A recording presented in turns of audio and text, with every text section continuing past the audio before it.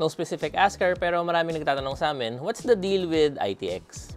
This is Pwede Magtanong Thursday. Hardware Sugar is a computer shop, pero kahit hindi ka customer, gusto pa rin namin makatulong, especially para sa mga nagsisimula pa lang sa PC hobby. We actually have an upcoming longer video for this, so this is just a short pros and cons list to get you started.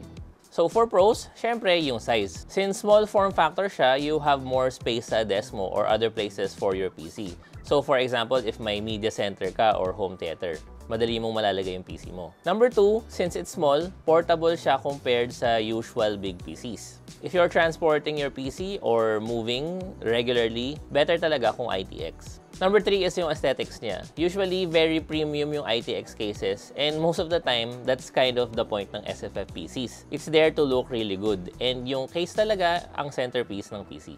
Unlike sa bigger PCs na yung loob ang bida. There are ITX cases na may tempered glass naman where you can see the inside, pero usually, the case is the star of the show. Finally, dahil sa nature ng ITX builds, it forces you to be a better builder kasi kailangan mo talagang mag-pay attention sa compatibility ng parts.